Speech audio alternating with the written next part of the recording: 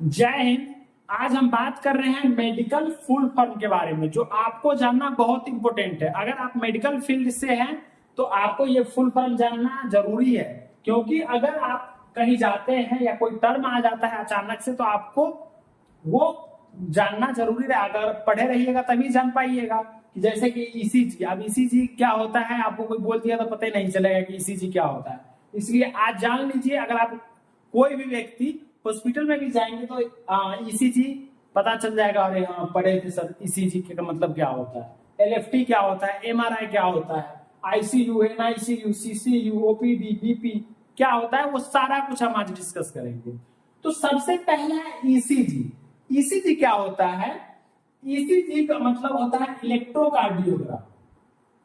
Electrocardiogram. अब cardio से related है तो हार्ट, यानी ईसीजी ज्यादातर जो हार्ट डिफेक्ट, हार्ट से रिलेटेड प्रॉब्लम, यानी आपके दिल से, हृदय से रिलेटेड, हृदय के धड़कन से रिलेटेड प्रॉब्लम होता है तो ईसीजी किया जाता है। इलेक्ट्रोकार्डियोग्राम आप लोग भी अपने रिलेटिव्स के साथ गए होंगे, किसी अपने के साथ, या आप खुद को कभी ऐसा प्रॉब्लम अगर क्रिएट हुआ होगा तो देखे होंगे लीड लगाता है चेस्ट में लीड लगाता है, हाथों में लीड लगाता है, दोनों में, पैर में लीड लगाता है, तो वही होता है ईसीजी। वो ईसीजी मशीन से क्या करता है? इलेक्ट्रोकार्डियोग्राम, हार्ट का रिदम चेक करता है सही है कि नहीं। देन एमआरआई ये मैग्नेटिक क्या होता है? Magnetic resonance imaging. ये होता है मैग्नेटिक रेजोनेंस इमेजिंग।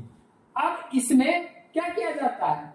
एक इमेज क्या किया जाता है? इमेज इसमें निकाला जाता है किसके थ्रू? मैग्नेटिक रेजोनेंस जो है वह एक मशीन होती है एमआरआई की, जो बहुत बड़ी मशीन होती है। उसमें पूरे बॉडी को अंदर डाला जाता है तो उसमें हमारे बॉडी का पूरा स्कैन हो जाता है। अब उस मशीन का भी ये खासियत है कि आप कोई भी रिंग्स वगैरह, कोई भी जो भी मेटल वगैरह है नहीं पहनेंगे, नहीं तो वो कहीं अगर आपका इंटरनल सर्जरी होगा तो वो फाड़ के निकाल देता है। इतना खतरनाक वो मशीन होता है एमआरआई। तो ये है मैग्नेटिक रेजोनेंस इमेजिंग। आईसीयू का फुल फॉर्म क्या होता है? Intensive care unit. Intensive care unit ये तो आप लोग बहुत बार सुने होंगे। आईसीयू में है, आईसीयू में एडमिट है, फोन की बात की, कहाँ है? तो आईसीयू में एडमिट है। लेकिन आईसीयू का मतलब क्या होता है? तो इंटेंसिव केयर यूनिट होता है, जहां जो क्रिटिकल सिचुएशंस वाले पेशेंट्स होते हैं उसको रखा जाता है उसमें, आईसीयू में। एनआईसीयू में न्यूनेटल इंटेंसिव केयर यूनिट होता है। न्यूनेटल इंटेंसिव केयर यूनिट, यानी कि इसमें जो नाजुक बच्चे होते हैं उसको डाला जाता है। और आईसीयू में देखिए, अब इसमें कंफ्यूज मत होइएगा। एक है एनआईसीयू जो चाइल्ड के लिए होता है, बच्चों के लिए होता है, लेकिन बड़े के लिए होता है आईसीयू, इंटेंसिव केयर यूनिट। ये आप लोग याद रखेंगे। देन सीसीयू ये क्रिटिकल केयर यूनिट होता है। क्रिटिकल केयर यूनिट, क्रिटिकल, यही क्रिटिकल केयर का ही ये है पार्ट है। Then OPD. अब ओपीडी तो सुने होंगे, आप जाते हैं हॉस्पिटल तो आपको बोलते हैं कि ओपीडी में जाके दिखवा लेना, लेकिन वो ओपीडी क्या होता है? Out patient department. Out patient department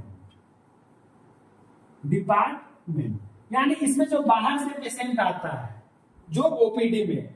then BP. BP का फुल फॉर्म होता है ब्लड प्रेशर। क्या होता है बीपी का फुल फॉर्म? Blood pressure. अब ये ब्लड प्रेशर, जिसको भी ब्लड प्रेशर की समस्या है, नहीं बोलता है शॉर्ट में अरे बीपी के हम मेडिसिन खाते हैं, तो ये बीपी का उसका प्रॉब्लम है, तो वो उसको बोलते हैं ब्लड प्रेशर। यानी जो हमारे जो आर्टरी होती है उसमें जो प्रेशर बढ़ जाता है, क्रिएट होता है, या तो कोई भी डिजीज एथेरोस्क्लेरोसिस हो गया, या तो फैट का डिपोजिशन हो गया हमारे कोरोनरी आर्टरी में, तो उसके कारण नैरो, जैसे कि आप कोई पाइप है तो उसको स्क्यूज करते हैं यानी चिपते हैं तो उसका प्रेशर बढ़ता है कि नहीं बढ़ता है? तो सेम उसी तरह इसमें होता है ब्लड प्रेशर में, जो हाइपरटेंशन की कंडीशन को बोलते हैं, लेकिन ये नॉर्मल ब्लड प्रेशर है। जो हमारा ब्लड का सप्लाई होता है जिस प्रेशर से, उसी प्रेशर को हम ब्लड प्रेशर कहते हैं। अब HIV, ये HIV क्या है? Human immuno deficiency virus, deficiency virus. ये क्या कॉज करता है? ये एड्स कॉज करता है। एड्स डिजीज आपने सुना होगा। एड्स का फुल फॉर्म होता है एक्वायर्ड इम्यूनो डिफिशियंसी सिंड्रोम। तो वो एड्स होता है। जैसे कि सेक्सुअल इंटेमेसी वगैरह कंटेक्ट में जाते हैं तो वो कॉज होता है। अब वो इन्फेक्टेड होगा, उसी से कॉज होगा। आईपीडी, इन पेशेंट डिपार्टमेंट। आईपीडी का फुल फॉर्म क्या होता है? इन पेशेंट डिपार्टमेंट। आईपीडी किसको बोलते हैं? इन पेशेंट डिपार्टमेंट को। देन आरबीसी, आरबीसी आप लोगों ने सुना होगा, रेड ब्लड सेल। आरबीसी क्या होता है? रेड ब्लड सेल को हम बोलते हैं RBC. WBC, white blood cell. ये क्या है? White blood cell. RBC red blood cell, WBC white blood cell. White blood cell कब बढ़ जाता है? जब हमारे शरीर में इन्फेक्शन का कंडीशन बढ़ जाता है तो वो डब्ल्यूबीसी ज्यादा होता है। जैसे कि कोई भी कट उंड हुआ, चोट लग गया, एक्सीडेंट हो गया, इंजुरी हो गया, ट्रॉमा हो गया, तो जब ही कटा ब्लड आना शुरू हो गया तो डब्ल्यूबीसी जल्दी बोलता है जाओ जाओ जाओ, कहीं जाओ, कटा पटा उसको जल्दी रिपेयर करो, ठीक करो। तो वो डब्ल्यूबीसी वहां दौड़ के जाता है। जो बाहर का फॉरेन एंटीजन है उससे फाइट करता है, लड़ता है, भागो, तुमको नहीं घुसने देंगे, ये हमारा जगह है। तो सेम उसी तरह डब्ल्यूबीसी प्रोटेक्शन का काम करता है हमेशा, इम्यूनिटी का। देन डीएनए, डीएनए होता है deoxy ribo nucleic acid, nucleic acid, ये डीएनए। अब नहीं बोलते हैं कि इसका पेरेंट्स वाला डीएनए है इसके अंदर, इसका जो भी अपने फैमिली से रिलेटेड मिलता है डीएनए टेस्ट। आप ज्यादा सीआईडी वगैरह देखे होइएगा तो उसमें ज्यादा डीएनए टेस्ट वगैरह करवाया जाता है। देन आरएनए, ये होता है राइबो न्यूक्लिक एसिड। ये क्या होता है? Ribo nucleic acid. ये सिंगल, देखिए जो डीएनए होता है वो डबल स्ट्रैंडेड होता है, लेकिन जो आरएनए होता है वो सिंगल स्ट्रैंडेड होता है।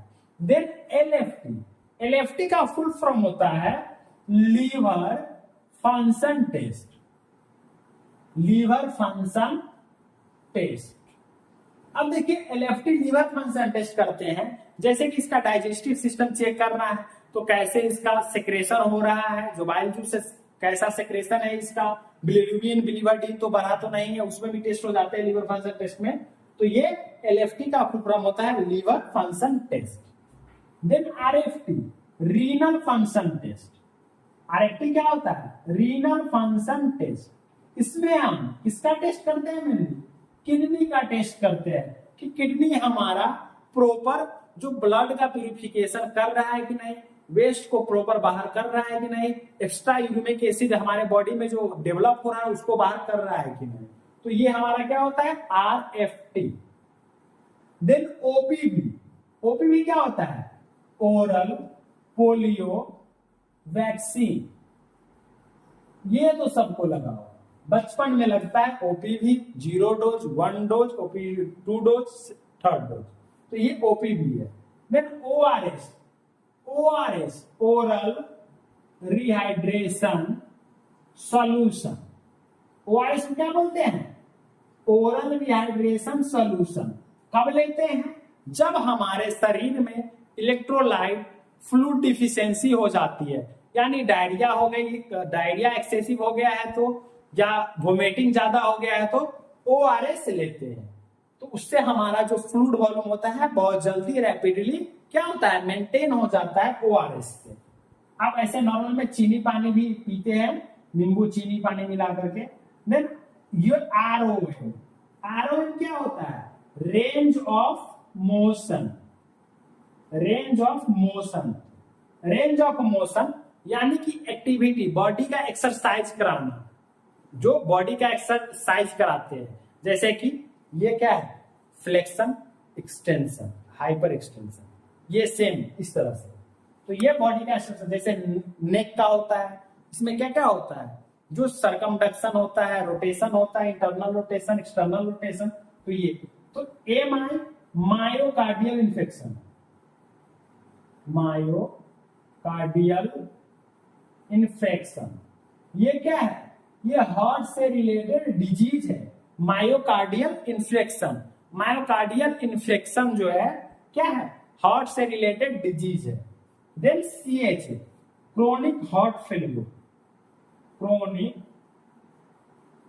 हार्ट फेलियर, सीएचए का फुल फॉर्म होता है chronic heart failure.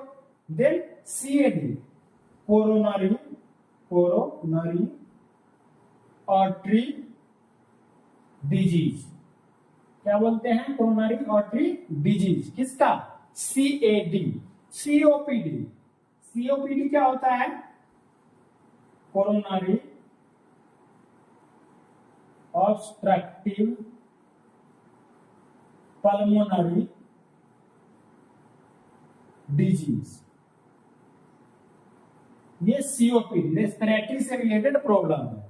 Then CPR, CPR समझ रहे होंगे आप लोग, कार्डियो पल्मोनरी